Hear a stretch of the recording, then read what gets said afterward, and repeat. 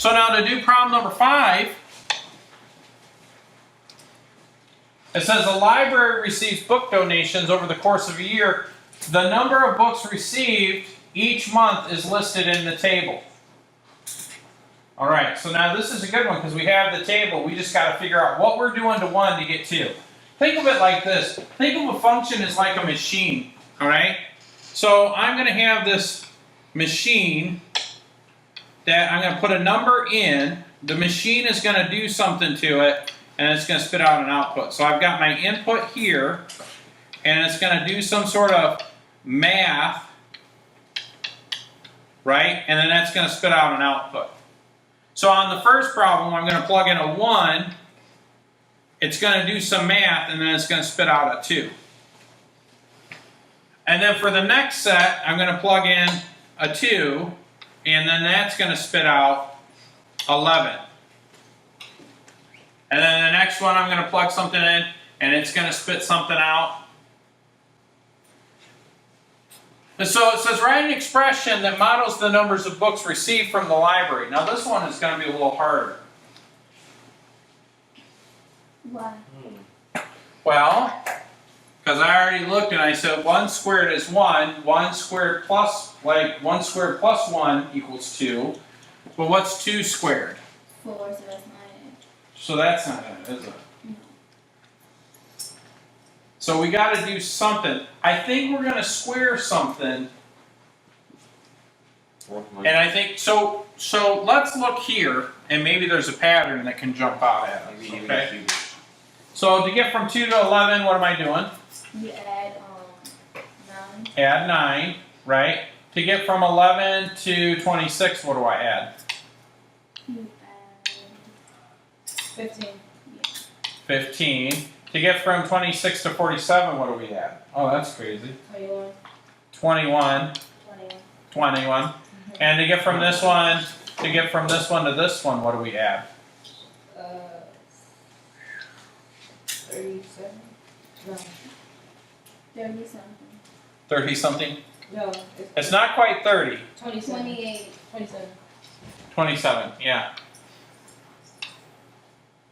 So 9, 15, 21. Hey, look at this though. This might be helpful. Wait. I think it's plus 6. So we're increasing what we add by 6 every time, right? So it's like plus 6. Oops. So we're increasing, so we're adding 6 to what we're increasing. So there's definitely a pattern there, right? Yeah. All right. So now how would I? Is that 3 and 26 or 3 and 25? I can't see. 3 and 26. Yeah. Okay. So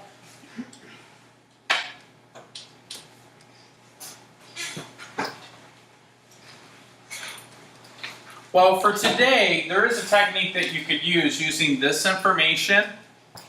And we're not going to try to do that today, but I want to highlight it because it will be helpful later on.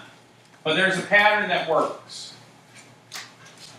So let's start with squaring.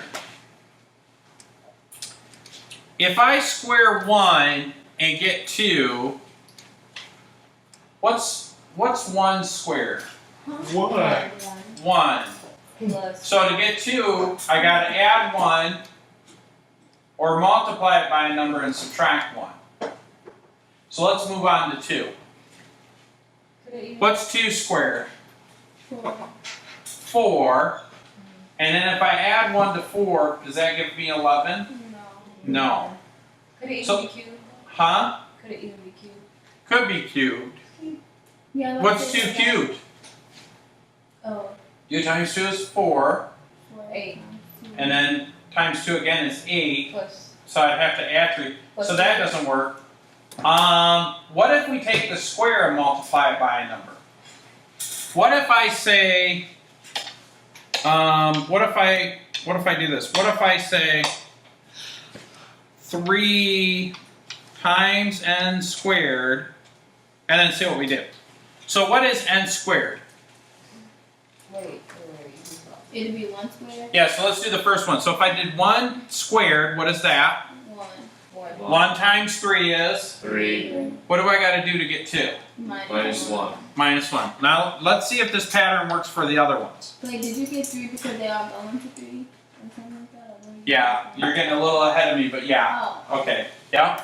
So, she's already kind of catching on to the pattern, like how this information helps us to get this, but let's see if this works. So, if I plug in 2, in other words, if I say 3 times 2 squared minus 1, we're focusing on this. What's 2 squared? 4. 4. So then this becomes 3 times 4 Oh. minus 1. What's 3 times 4? 12. 12 minus 1. Did that one work? Yeah. Yeah. All right. So, well, we've done this on all the other ones. Let's try 3. So if I go over here and I say 3 times 3 squared minus 1, what's 3 squared? 3 squared. 27. Well, you're getting ahead of me. 3 squared is 9, right? Yeah. So 3 times 9 minus 1. What's 3 times 9 is 27 minus 1, which is 26. 26.